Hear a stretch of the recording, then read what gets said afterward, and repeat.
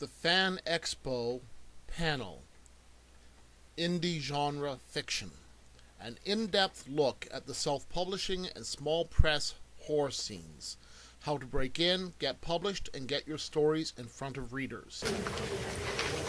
Good evening, everyone. Thank you for coming. We are one panelist short, so if he sneaks in at some point, let's not be too hard on him because we do want him here. Other than that, we'll get this started. I'm Monica S. Kubler. I'm the managing editor of Rue Morgue magazine. I am also an indie author. I have a YA novel series that I serialize online. So this is a topic that interests me greatly as well. What I'm going to have everyone do, because our authors here are much better at introducing themselves than I am at introducing them, I'm going to have them do that. And I'm also going to have them tell us how they're published, whether that be small press or self-published, just to get a feel for who we've got here. I'm Elise Lee Goldenberg. I'm one of the authors of Bath Salts, a zombie novel. It's published through Severed Press, and I'm also the author of the young adult fantasy novel The Strings of the Violin, which started out self-published but has now been picked up by the small press Prism Books. Okay. I'm Karen Dales. I'm the award-winning author of The Chosen Chronicles, which is published by a small Toronto press. I also have a short story in a small press anthology called Nefarious North, which just recently, when it came out, just hit the #1 on Amazon. I'm Stephen B. Pearl, and I am published by Dark Dragon for 2 of my books. That's a small Toronto press, Nuki Kovai and Worlds Apart.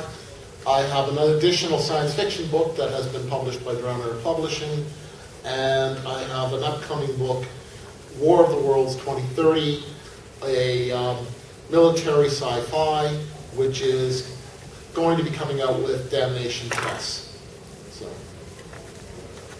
Now, just a heads up to you guys, the way I like to run panels is I do about 15 minutes of moderated discussion, and then I like to open it up to the floor. Because as far as I'm concerned, Fan Expo has the word fan right in the title, and that means the show is all about you, and I want you guys to be able to pick the brains of our panelists.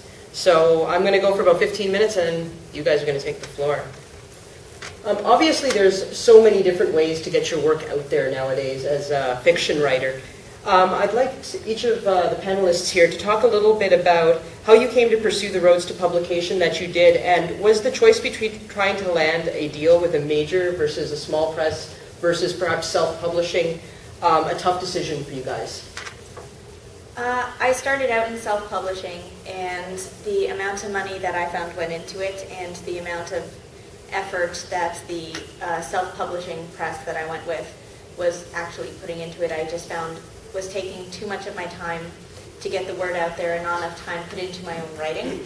So I decided to then try some of the other publishing houses, and I chose the small press Prism Books out of the people who expressed interest because I liked what they had to say about how they were going to market it. I liked what they were going to do for me, and I liked that I still had some control over how things were going to look and what was actually going to be done with my book. And when it came to Bath Salts, it's kind of an odd novel. It's told in diary entries. It's set in Canada, revolving around Canadian characters. And for a zombie novel, there's quite a bit of musical theater in there. So it would be great to have a larger press take a look at it, but it's so out there that the smaller presses, it's been my experience so far, they're more interested in taking risks with what they're doing and not trying to put their own stamp of molding it to what they think will sell. So I was very happy to get that deal landed, and they specialize a lot in zombies and horror and everything, and so they've been a good home for us and a good fit. I tried initially with my Chosen Chronicles series to get in with a large house and do the agent route and all that. And most of the time the doors are closed for that. They want something, they're not looking for people to publish. They're looking for people to fill their distribution books. and promote the ones that will sell. And I became very disillusioned with that, and I ended up going to small press.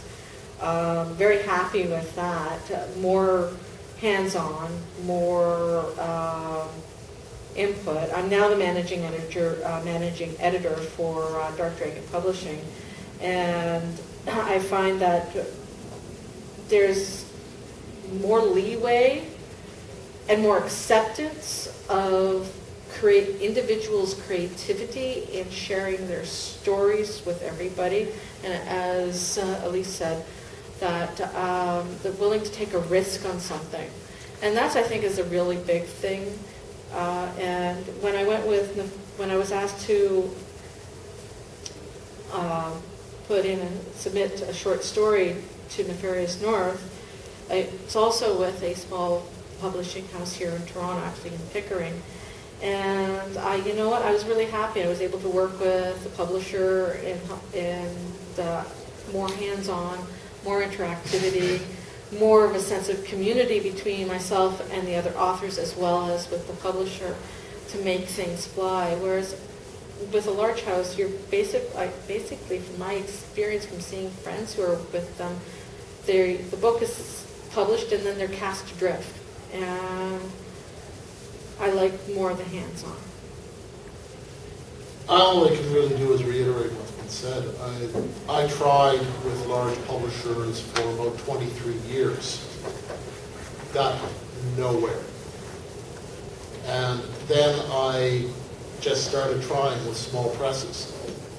Because, well, there's not the upfront payments. There's at least a shot of getting in. Because, yeah, small presses will take a chance. The big publishers want a sure thing. And in the minds of these people, what a sure thing is what's already been done and been successful. Because they don't understand that the reason that a lot of these things were successful was that they were new. And they were the first to do it. And you get all this copying. And that's throughout the entertainment industry. You can see it in film, you can see it in television as well. Whereas the small press is open to look at the work as an independent thing, just the quality of it. And to say, this is solid work. This has the chance of actually doing something. And yes, a small press is always going to is taking that gamble, because you may have something that just becomes the next Harry Potter, or you may have Don Winkle's Dipwater sold 2 copies.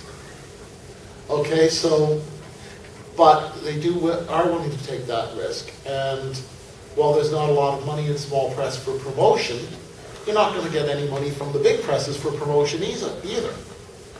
So my decision to do small press, it just sort of happened. But if I had to do it on a logical basis, that's where I would try to break in. Because the other thing that it gives you over self-publishing is it gives you that vetting. As a person who came up and bought from me at another show once said, they said, "Oh, you're self-published." I said, "No, I'm with the small press." And they said, "Oh, somebody other than your mother liked it." And I said, "Yes, they did. They bought the book." And I think that's a very legitimate thing, because there is that filter with the small press that somebody other than your mother liked it. Because let's face it, nobody is 100% objective about their own work. And, okay, that's my view on it. I like small press. Part 1 of this video brought to you by Worlds Apart, a tale of love, adventure, and fanaticism that spans 2 universes.